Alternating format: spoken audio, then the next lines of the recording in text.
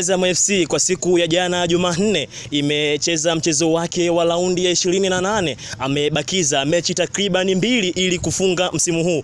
Leo napata wasawa kuzungumza na mashabiki na wanachama wa Azam FC. Wanazungumza namna gani ambavyo msimu huu hawakuweza kufanya vizuri, lakini wanajiandaaje kwa msimu ujao. Je, matumaini ni makubwa kuelekea msimu ujao? Msimu jana walifanya vizuri kidogo, wakaweza kushika nafasi ya pili mpaka wakamtoa mnyama, lakini sasa hivi imekuwa ni mbaya zaidi. Imekuwa ni changamoto. Hasa wamekuwa na changamoto kubwa hususan kwenye benchi la ufundi na upande wa management ya timu.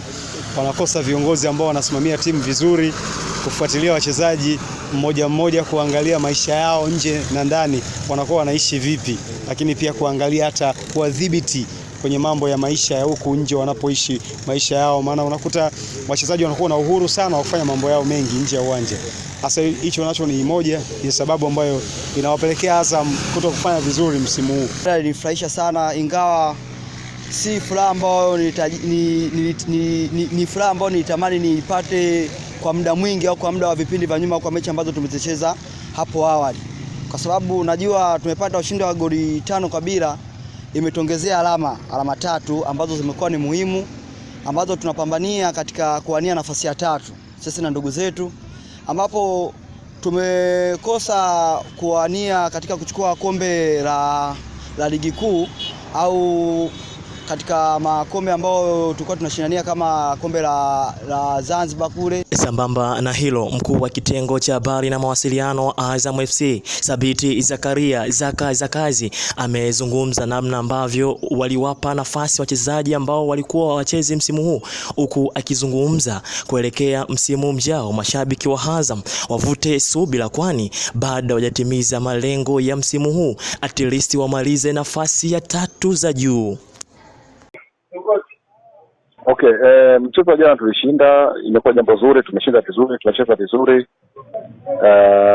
Inaonyesha fomu ya timu yetu inazidi kuimarika, wachezaji wengine wanaanza kuwa integrated kwenye timu. Unafahamu jana alianza mtu kama Mamadou Samaki ambaye nimeshikia kwanza tangu amekuja Azam. Mtu kama TS jana alifunga goli lake la kwanza la msimu. Sopo alifunga goli lake la kwanza la msimu. Kwa hiyo watu wengi ambao walikuwa bado hawajashika fomu yao hapa kabla wameanza kuingia kwenye fomu. Bahati mbaya ni timu ligi ndio inakwenda kuisha. Ndio. Lakini watatusaidia kwenye mechi zinazokuja, kwa sababu na mechi 2 bado. Hizo mechi nazo ni muhimu sana kwetu. Kuhusu msimu ujao, bado msimu ujao mpaka uishe kwanza huu. Haina maana msimu ujao kujadili wakati msimu huu hatujaumaliza, na tukijua kabisa kwamba kuna mechi 2 muhimu sana ambazo kama hatushindi tutakuwa tumeharibu chochote ambacho kinaweza kuwa bora kwenye msimu huu hadi sasa. Kwa sababu kitokea kilichobakia hapa sasa ni kumaliza nafasi ya 3 angalau. Ndio. Lakini tusiposhinda hizo mechi hatari itakuwa kwetu, kwa sababu tofauti yetu sisi na mpinzani wetu ambaye anaponia nafasi hii ambao ni Singida, kabla mchezo jana ilikuwa ni alama 1 tu. Tumeshinda, lakini wao pia wana mchezo mwingine mkononi. Kwa hiyo kama watashinda tutabakia ile alama 1. Na hiyo alama 1 tutafukuzana mpaka mwisho. Kwa hiyo ni muhimu kushinda mechi zetu. Kwa hiyo acha tushinde kwanza mechi zetu, tukimaliza tutakaa chini tuangalie tathmini ya msimu huu ilikuwa wapi kwenye shida mpaka tukawa tunayumba kidogo, alafu tukijua hilo tutarekebisha kwa ajili ya msimu ujao. Ndivyo ambavyo umewasikiliza kwa makini kweli mashabiki na wanachama wa Azam FC. Nikiripoti habari za michezo kitaifa, mimi ni Wanda Kid MC7 Mesha Kichagati wa MSJ TV.